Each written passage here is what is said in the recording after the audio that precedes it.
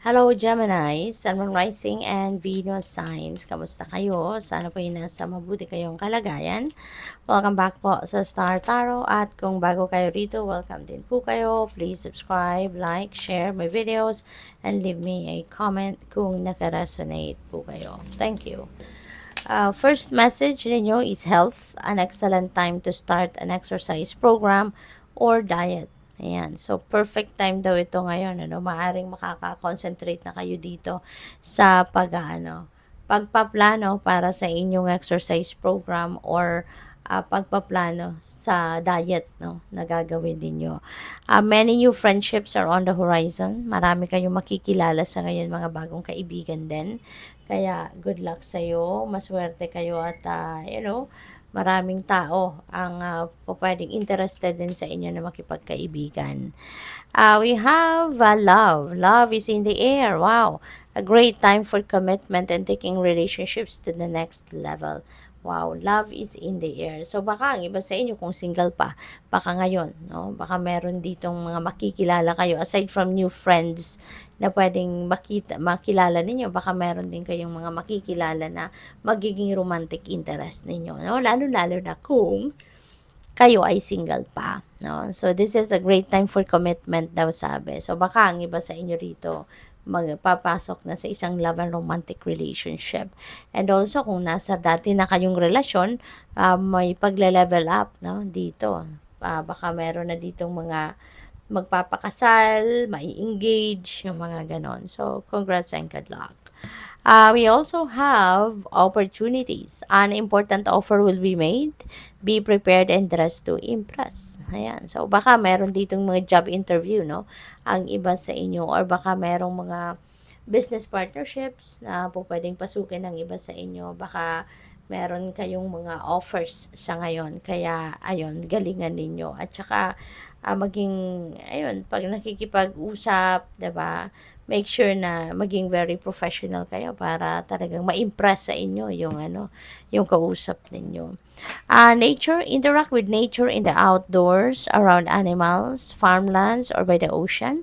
This will be good for the soul and healing for you. Wow. So, kailangan din siguro ninyo ngayon, Gemini, na mag-spend time with nature. Baka kasi may katagalan ng panahon na hindi ninyo yan na nai-enjoy, no? Hindi man lang ninyo na-experience na ang mag-spend time with nature, no? Hindi na kayo nakakapag-outdoor activity. And that is a reminder para sa iyo na kapag kayo ay nag-spend time outdoors in nature, it's very therapeutic, very healing, malaking tulong, no, ang nagagawa nito sa atin, lalo-lalo na sa isip natin, sa katawan natin, yung gano'n. Okay? And by the way, maraming salamat muna, no, sa ating beloved channel member na si At Alexander Turalba 3777. Maraming salamat po for your support sa channel at sa patuloy ninyong pag-share ng inyong mga blessings with me by sending super thanks. Maraming salamat po. And para sa iba naman sa inyo, maraming salamat din sa hindi i-skip ng ads at saka for subscribing as well. No? At kung hindi pa kayo nakakapag-subscribe, subscribe na po kayo. And please click the join button po sa baba ng video kung gusto rin po ninyong mag-member. And sa mga cross-watchers, hello po sa inyo. So, we have 8 of swords. Ayan. So, this is self-sabotaging energy. So, ang iba siguro sa inyo, minsan, parang napanghihinaan ng loob, no? At, baka ang iba sa inyo dito mas naniniwala sa mga sinasabi ng iba rather than maniwala kayo sa intuition ninyo or maniwala kayo sa sarili ninyong kakayanan. Baka ang iba sa inyo nagkakaroon ng negative thoughts, no? Nag-negative thoughts, negative feelings, emotions ang iba at yun nga, napanghihinaan ng loob tuloy.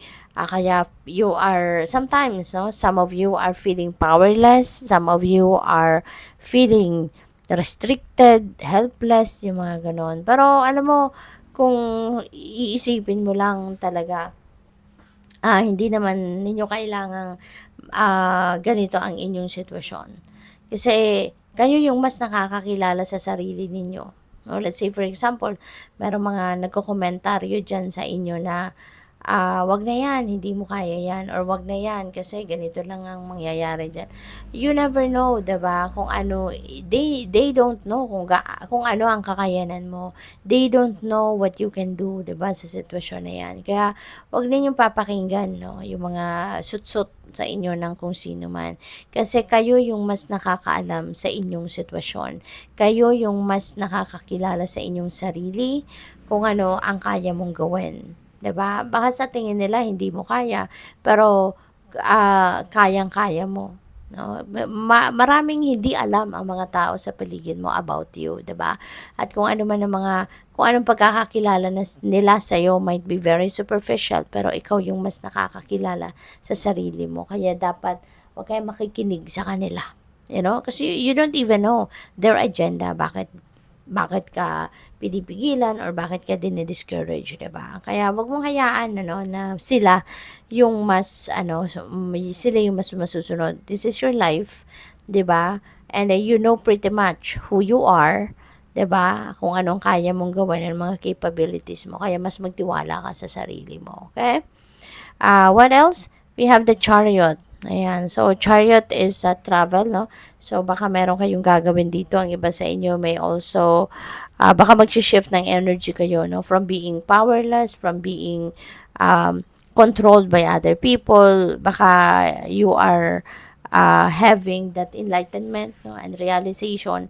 At baka mag-iba ang ihip ng hangin. Pwedeng ikaw ay pwedeng ikaw ay pwedeng ikaw ay mag-shift ng energy at susundin mo yung sarili mo. Susundin mo kung ano yung kakayanan mo. You know? So, pwedeng ganito ang maging sitwasyon and you will be focused on what you want to do, what your ambitions are, 'di ba? At yung direction, no? Yung direction ang tatahakin mo rito na gusto mo, no, kung saan mo gustong pumunta.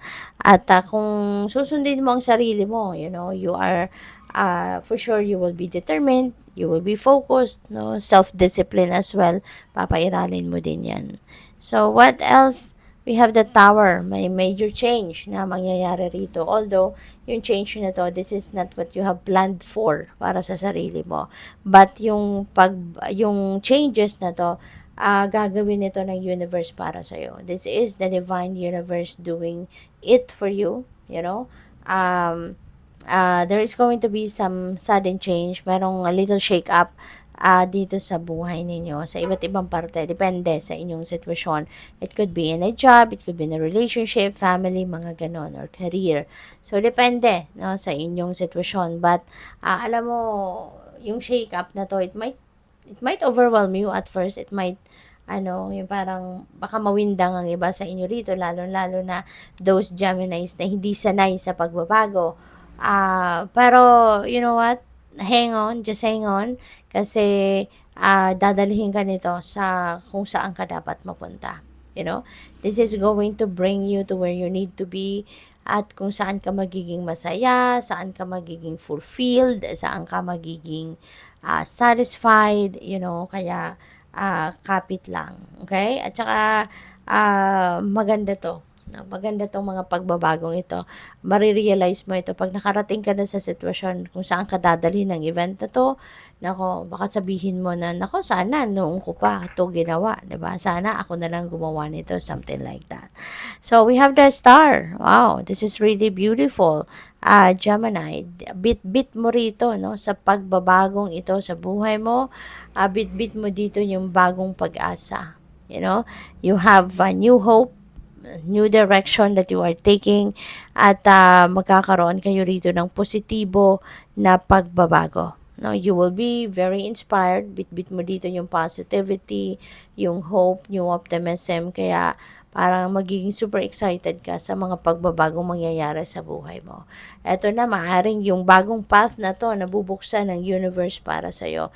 Ito na yon, no? Yung change na to, yung shake up na to na mangyayari sa buhay mo, magbubukas ng bagong pinto sa iyo at para sa mas ikakaganda at ikakabuti ng inyong sitwasyon. But there are wishes also that might come to fruition kasi si Star is also about wishes coming true. Kaya good luck and congrats. Thank you for watching. Love and light. Namaste.